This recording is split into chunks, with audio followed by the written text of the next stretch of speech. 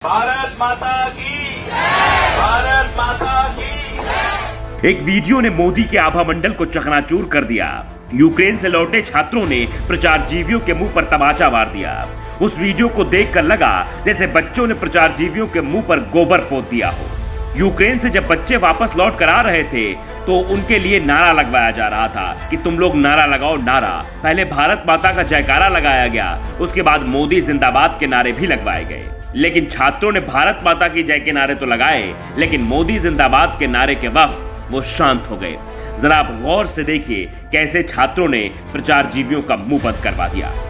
बिल्कुल चिंता मत करिए, जीवन बच गया है, मोदी जी की कृपा से सब ठीक होगा। भारत माता की भारत माता की। माननीय मोदी जी जिंदाबाद, माननीय मोदी जी।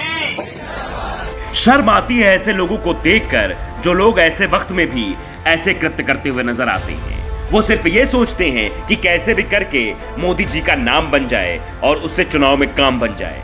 ये चुनाव के लिए सब किया जा रहा है। कैसे इस पूरे मसले को लेकर भारतीय जनता पार्टी अपना पीठ थपथपा रही है, जबकि आप भी जानते हैं सच्चाई क्या है।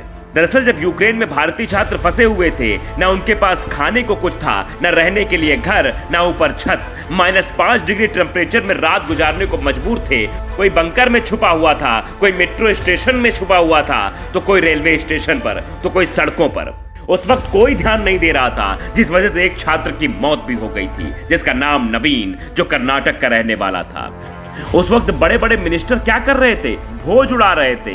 जरा एक तस्वीर आप स्क्रीन पर देखिए, कैसे बड़ी 56 भोग वाली थाली सजी हुई है। आप गिनिए और अंदाजा लगाइए कितने भोज है।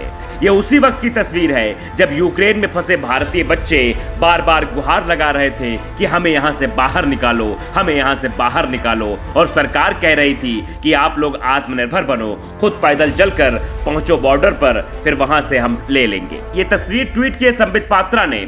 संबित पात्रा ने कहा कि हम डिलीशियस लंच कर रहे हैं। हमारे साथ राधा श्याम सिंह जी हैं, उनके साथ साथ होम मिनिस्टर साहब हैं अमित शाह जी, उनके साथ सीएम बीरेन्द्र सिंह जी हैं, असम के भी सीएम हैं हेमंत बिस्वा, सब बैठकर बाकायदे भोज खा रहे हैं। आप बताइए कि भारतीय छात्र यूक्रेन में फंसे हुए हैं, उनके पास खाने को कुछ नहीं है, 3-3, 4-4 दिन से वो भूखे हैं और यहाँ 56 भोग उड़ाए जा रहे थे। आप इस बात से अंदाजा लगा सकते हैं कि भारत के बच्चे जब भूख से बिलख रहे थे यूक्रेन में, तो उस वक्त यहाँ पर क्या हो रहा था। आगे बहुत सारी चीजें हुई। प्रधानमंत्री नरेंद्र मोदी ने भी यूक्रेन के बच्चों से बात की और जिस वक्त वो बात कर रहे थे उस वक्त उनकी जेब के पास कमल का निशान भी बना हुआ था। यानी साफ तौर पर वे प्रचार करके दर्शाना चाह रहे थे कि आप आए हो, आपको बाहर जाना पड़ा, हम शिक्षा नीति सुधारेंगे, हम यही मेडिकल कॉलेज बनाएंगे। आप देखिए इस वीडियो को लेकर कई सारे ट्वीट भी हमारे सामने आए हैं। पंखुड़ी पाठक है, वो भी ट्वीट करती हैं कि अभी वो वीडियो देखा जहां यूक्रेन से लौटे बच्चों को भाजपा के मंत्री भाषण दे रहे हैं कि मोदी जी की वजह से तुम्हारी जान बच गई है, और फिर जबरन मोदी जी की जय जयकार के नारे लगवाने का प्रयास कर रहे हैं, जिस पर बच्चे प्रतिक्रिया नहीं दे रहे हैं। इतना शर्मनाक वीडियो था कि हर देखने वाले को शर्म आ जाएगी। इस तरह के ट्वीट्स हो रहे हैं। उसके बाद रणदीप सिंह सुरजेवाला ने भी एक ट्वीट किया है। दैनिक भास्कर के एक पोस्टर को ट्वीट करते हुए लिखते हैं, जिसमें साफ तौर पर कार्टून बना हुआ है और उसमें लिखा हुआ है कि यूक्रेन में नहीं प्लेन में फंसे हैं, जब तक मंत्री जी स्वागत करने नहीं आएंगे तब तक उतर नहीं सकते। ये बात बच्चे लिख रहे हैं। तो आप इस बात से अंदाजा लगाइए कि यूक्रेन में उस वक्त हालात क्या थे और भारत में हालात क्या थे। भारत से लगातार तरह तरह की बातें की जा रही थी, चुनावी मंच पर भाषण भी हो रहे थे, वहां बच्चे तड़प रहे थे। अब बच्चे जब वापस आ गए हैं तो प्रचारजीवी कह रहे हैं कि मोदी जी के जयकारे लगाओ, मोदी जी के जयकारे।